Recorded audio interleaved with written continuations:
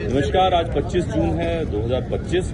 25 जून 2025 को आज 50 साल हो गए। 1975 में 25 जून के दिन ही इमरजेंसी पूरे देश में लगाई थी इंदिरा गांधी जी ने। और वो समय था जिस वक्त इमरजेंसी का असली मायने लोगों ने जाना था। लोगों ने जाना था कि किस तरीके से सत्ता में रह के लोग गुंडागर्दी कर सकते हैं। आप ये देखिएगा कि संविधान पे सीधा सीधा हमला किया था उस टाइम पे। आज जो लोग जो विपक्ष में बैठे हैं अपनी कमियों की वजह से, अपने पूर्वजों की कमियों की वजह से, अपने दादी और नाना की कमियों की वजह से, वो लोग बात बात पे कहते हैं कि देश में इमरजेंसी लगी। लेकिन इमरजेंसी के समय पे जो हाल था, कोई सत्ता के खिलाफ सोचता भी था तो अरेस्ट हो जाता था। 2-2 साल तक लोग जेलों में पड़े रहे बिना किसी मुकदमे के।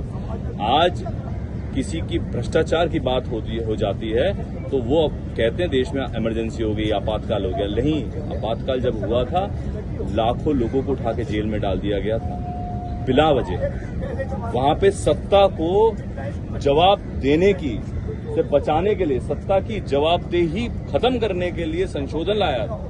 इन लोगों ने कोशिश करी थी, कांग्रेस ने उस टाइम पे पूरे देश पे राजशाही कर ली। इंदिरा गांधी ने घपला किया था चुनाव में 1971 में। जब वो घपला प्रूव हो गया तो अपने आप को बचाने के लिए उन्होंने पूरे देश में इमरजेंसी के अंधेरे में पूरे देश को धकेला था उन्होंने। ये एक प्रदर्शनी लगी है आज की तारीख में सेंट्रल पार्क में, कनॉट प्लेस में। सबको आके देखना चाहिए। आके देखेंगे तो पता चलेगा उस टाइम के जो न्यूज थी, उस टाइम के जो सब हुआ था, जो अखबार की कटिंग्स थी, वो सब यहाँ पे लगी हुई है।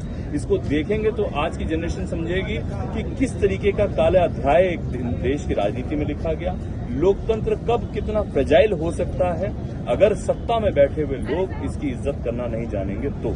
इसलिए अपनी पार्टी, अपना नेता बहुत सोच समझ के चुनना चाहिए। आज की जनरेशन के लिए बहुत जरूरी है जानना कि 50 साल पहले हमारे देश में ऐसा क्या हुआ था जो आज तक सब लोग उसको याद करते हैं, किस वजह से हुआ था, और वो वजह दोबारा नहीं आनी चाहिए। ऐसे लोगों को दोबारा सत्ता में नहीं आना चाहिए।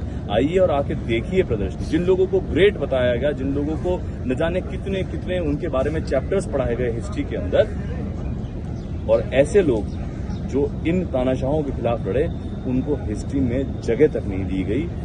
बहुत जल्दी श्यामा प्रसाद मुखर्जी जी के बारे में भी बताऊंगा। लेकिन आज ये संदेश है कि जितने भी युवा साथी हैं, कम से कम वो लोग पूरी दिल्ली में आए, यहाँ कनॉट प्लेस में आए, सेंट्रल पार्क में आए, आके इस प्रदर्शनी को देखें जो 50 साल को कमेमोरेट कर रही है, जो ये काला अध्याय, ये इमरजेंसी का अध्याय था पूरे देश के अंदर। धन्यवाद।